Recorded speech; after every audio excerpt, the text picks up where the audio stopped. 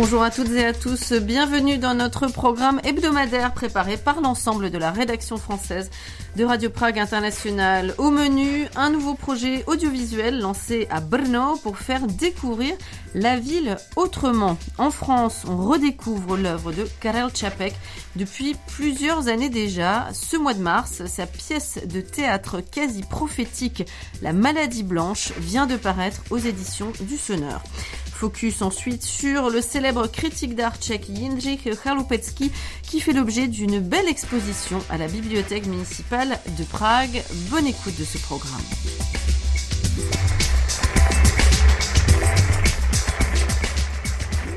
Pour sortir des sentiers battus, l'Office de tourisme de Brno a lancé en 2021 un nouveau projet audiovisuel. Désormais, ce sont les habitants de la capitale de la Moravie du Sud qui font découvrir leur ville sous un nouveau jour lors de balades sonores inédites. Magdalena Hrozinkova pour plus de détails. Já jsem si tady náhodně vzala jeden večer, když se to pořádala akce kamarádů, kolegů, umělců. A to místo jsem v podstatě předtím vůbec neznala. A bylo naprosto úžasný, jo, ta atmosféra, i když jako jsem se ocitla ve Le projet s'intitule Poslouchejte Brno, écoutez Brno. Ceux qui souhaitent mieux connaître la deuxième ville de République tchèque et ses environs peuvent trouver sur le site du centre touristique et sur la plateforme Spotify des balades animées par les Brnois et Brnoises de souche ou d'adoption, accompagnées de photographies, des guides et des lieux visités. Tereza Uřičářová est à l'origine de ce nouveau concept. TIC Brno už asi od roku 2016. Depuis 2016 déjà, l'Office de tourisme propose des visites insolites de Brno. Par exemple, nous organisons des balades intitulées « Rendez-vous à Brno dans les années 80 », dans le cadre desquelles les habitants montrent aux touristes là où les jeunes couples allaient se balader à cette époque, les cafés qu'ils aimaient fréquenter. L'année dernière, nous avons décidé d'élargir cette offre par des visites audio qui proposent un regard atypique sur la ville. Nos guides sont les gens qui sont attachés au quartier qu'ils présentent. Certains y vivent depuis leur enfance, pour d'autres, ce sont des lieux liés à leur carrière professionnelle. Souvent, ces personnes s'investissent pour leur quartier. Ce sont des gens de tous horizons, parfois les membres d'une famille qui représentent des générations différentes. Ils préparent et animent eux-mêmes les visites. Notre équipe ne fait qu'enregistrer leurs témoignages. A zároveň vlastně slyšíme jejich hlas v té nahrávce. Tak tady jsme ve formovně, kde vyrábíme formy na formovacích strojích s třásáním s dolisováním. Na tom formovacím stroji je umístěná modelová deska, která má... À ce jour, une vingtaine de balades audio sont disponibles. On trouve sur la liste quelques endroits incontournables à visiter à Brno, à savoir le couvent des Capucins et notamment sa crypte où reposent les momies des moines ou encore l'immense parc des expositions. Mais la plupart des balades permettent de découvrir des quartiers périphériques tout aussi intéressants, à savoir Bystrec, Komín, Lesná ou Jundrov, ou encore d'admirer le charme des lieux insolites comme les anciens bâtiments militaires situés dans le quartier de Kraví Hora qui sont désormais habités par des artistes ou encore la petite maison Art Nouveau où a vécu le compositeur Leoš Janáček. Tereza Uřičářová nous parle de ses coups de cœur. Začala jsem s tím, co pro mě subjektivně. Le premier lieu que j'ai choisi pour cette série de visites audio m'est très cher et symbolise toute la ville pour moi. C'est le théâtre Hadivadlo. C'est une scène alternative mais qui s'adresse à un large public. C'est un lieu ludique et en même temps chargé d'histoire. C'est dans ce théâtre qu'ont eu lieu des rassemblements d'étudiants pendant la Révolution de velours. Par ailleurs, depuis que nous avons réalisé cette première visite audio, je n'ai plus besoin de chercher de guide. Cela va un peu de soi. À chaque fois, quelqu'un me recommande quelqu'un d'autre qui vit dans un autre coin de Brno et a des choses intéressantes à raconter. Ainsi, dans un épisode, on peut entendre František Navrátil, dont le récit est très émouvant. Son grand-père médecin a fondé en 1912 un sanatorium privé dans le quartier de Královo Pole. Après l'arrivée au pouvoir des communistes, le sanatorium a été confisqué et la famille a été persécutée. Un autre lieu qui m'a beaucoup plu est la fonderie Uksa, l'une des plus anciennes usines du genre à Brno et qui est toujours en fonctionnement. Elle a un charme très particulier. Enfin, j'ai beaucoup apprécié la balade animée par l'écologiste Vilém Jurka, qui nous emmène à la découverte de la colline de Hady et de ses environs. C'est un site qui se distingue par ses beautés naturelles et qui se prête à une excursion en famille. Protože on mluvil o místech, které jsou výletními místy. Les visites audio proposées par l'Office de tourisme de Brno sont disponibles sur son site gotobrno.cz, uniquement en tchèque pour l'instant, mais selon Tereza Uřičářová, cela va bientôt changer.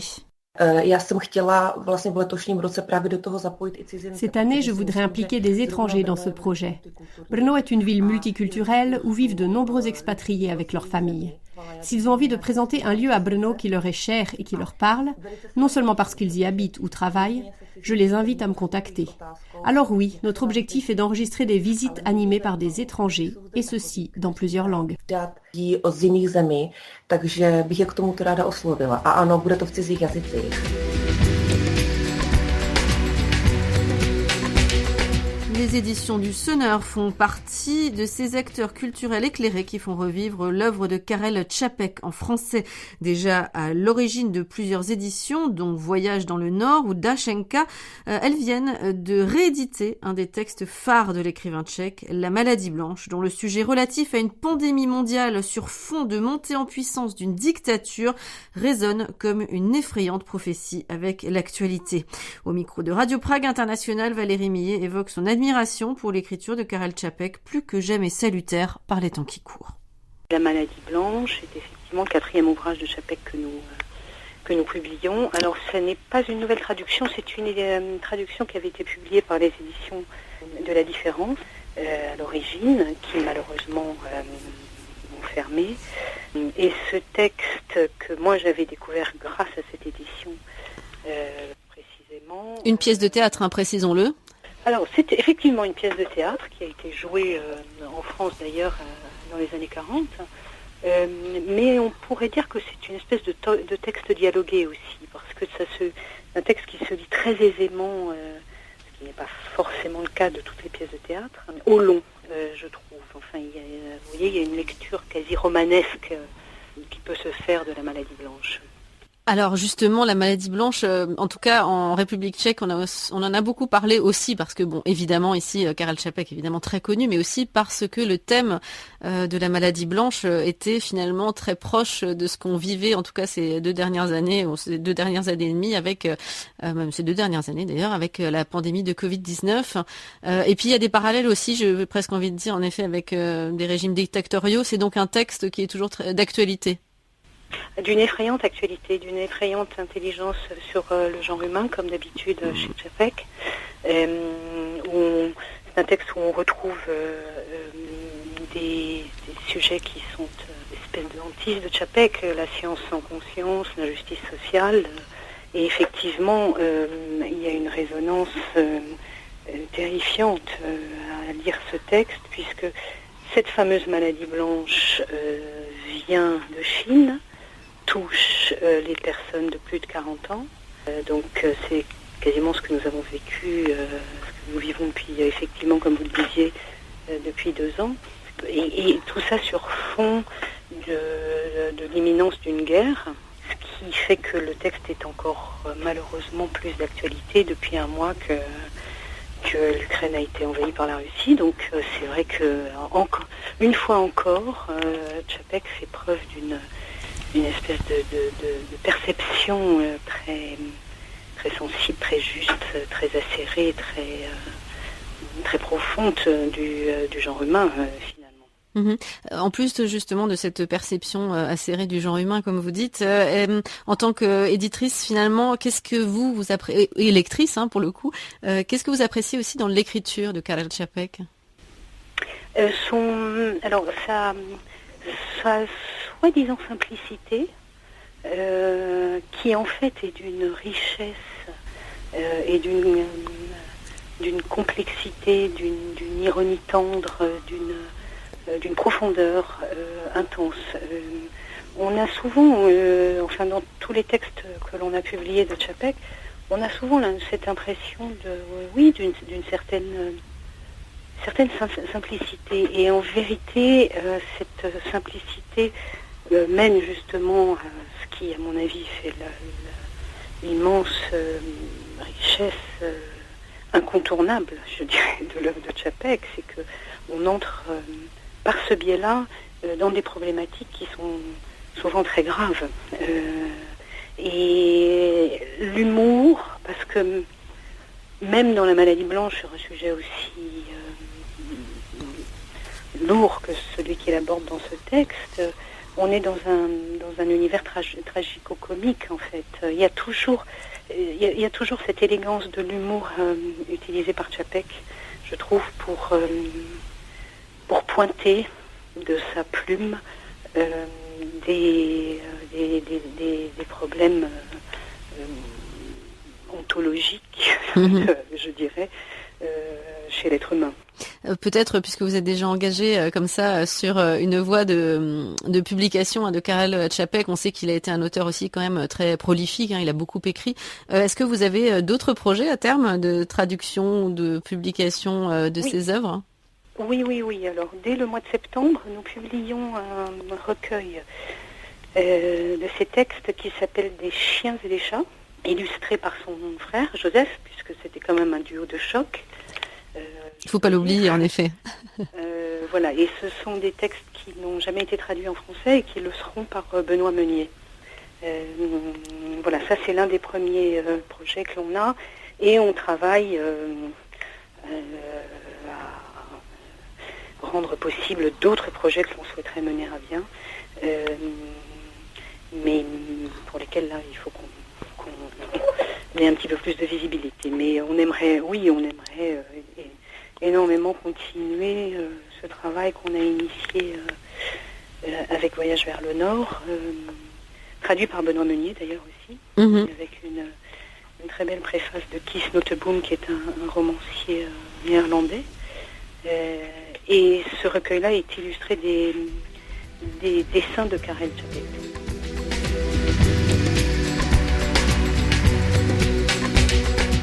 La bibliothèque municipale de Prague accueille jusqu'au 19 juin prochain une exposition dédiée au célèbre critique d'art tchèque Jindřich Chaloupecký, organisée par la Galerie municipale de Prague et la société Jindřich Chaloupecký. Elle retrace la vie et met en lumière la personnalité de celui qui est considéré comme l'un des plus grands historiens et théoriciens d'art tchèque. Car Jindřich Chaloupecký est l'un des premiers à introduire l'art contemporain en Europe centrale et s'ouvre à des enjeux qui résonnent encore aujourd'hui, comme l'écologie ou la place de la femme dans l'art. Il s'intéresse particulièrement aux travaux de l'artiste français Marcel Duchamp et à la place que peut prendre l'art dans nos sociétés contemporaines.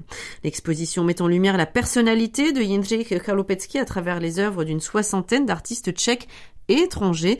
Parmi eux, Julie Bénat, une artiste française vivant entre Prague et Paris, qui a créé un film en l'honneur de Jindřich Chaloupecký intitulé Letters from Prague.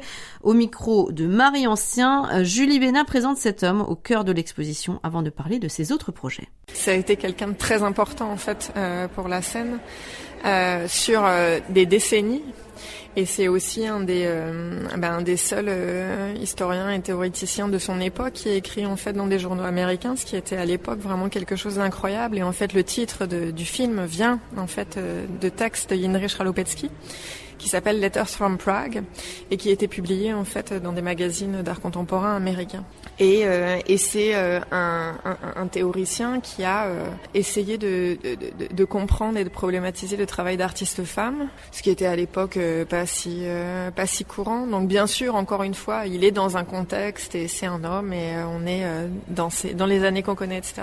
Il avait vraiment une volonté en fait d'ouvrir l'URSS sur en fait l'art contemporain. Il y avait vraiment une espèce de truc quand même assez idéologique. Comment vous est venue l'inspiration pour ce film-là, Letters from Prague? Alors en fait, c'est un film qui a été commissionné par la Jindřich Chaloupecký Society. En fait, il y a 3 ans, on a commencé à discuter en fait d'un projet autour de Jindřich Chaloupecký. Teresa Jindrova et Karina Kotova m'ont contacté pour me demander si j'aimerais en fait proposer quelque chose pour cet anniversaire. Au départ, c'était censé être une performance, mais le Covid est arrivé. Je voulais pas faire une performance streamer, parce que pour le genre de travail que je fais, ça fait pas sens. Donc je leur ai proposé de faire un film.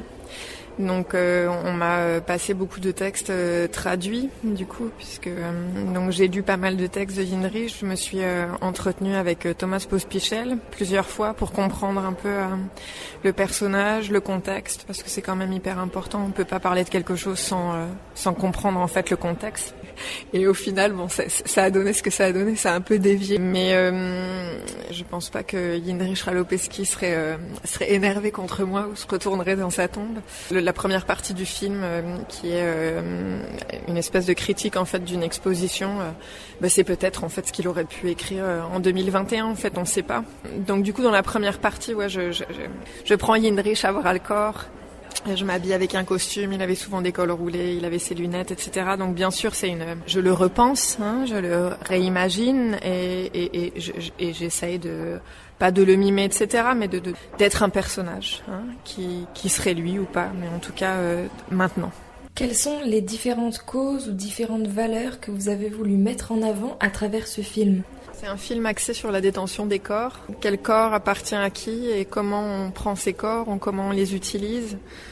Bien sûr que ça parle de patriarchie, de féminisme, etc. Mais il y a différentes effectivement problématiques et axes de recherche et de pensée. Mais je pense que oui, principalement en fait, c'est sur comment nos corps en fait, en tant que femmes, nous sont enlevés, même par des personnes qu'on aime, même par des personnes qu'on enfante.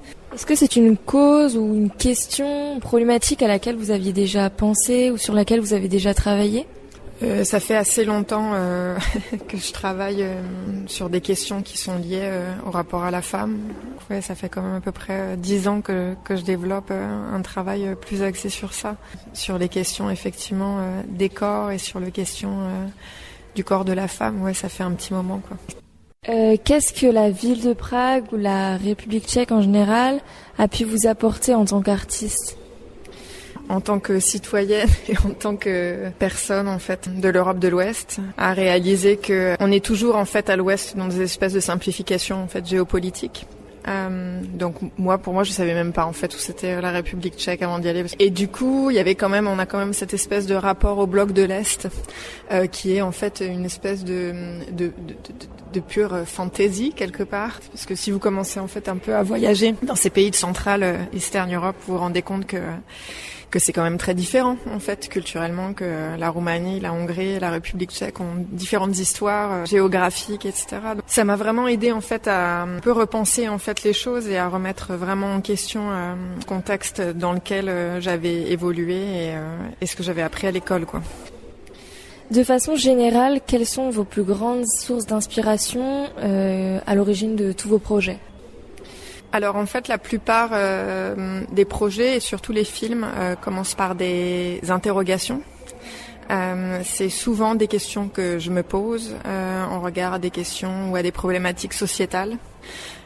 Donc du coup, j'essaye pas de trouver des solutions dans les films, mais en tout cas de faire énormément de recherches pour créer en fait un terrain un peu plus approfondi de connaissances et pouvoir en fait leur donner existence plastiquement. Donc c'est plus les questions qui drivent en fait le travail. Est-ce que vous avez déjà perçu des différences dans la réception de votre œuvre ou vos films, que ce soit en République tchèque ou en France ou dans les autres pays où vous avez pu voyager ? Non, je crois pas qu'il y ait une différence fondamentale entre la République tchèque et la France au regard en fait de ces questions-là. Ça dépend vraiment beaucoup plus des personnes que des contextes des pays. Pour ce film-là, en fait, qui est présenté à Game dans cette exposition, ce dont j'avais pu être témoin, parce qu'il a été montré à la Villa Arson il y a quelques mois, c'est que beaucoup de personnes masculines de plus de 50 ans quittaient la salle. Effectivement, il y a des questions par rapport au patriarcat, à la masculinité, etc. Et pour certains hommes, c'est assez insupportable, en fait. Là, on serait vraiment peut-être plus dans une question de genre que de nationalité.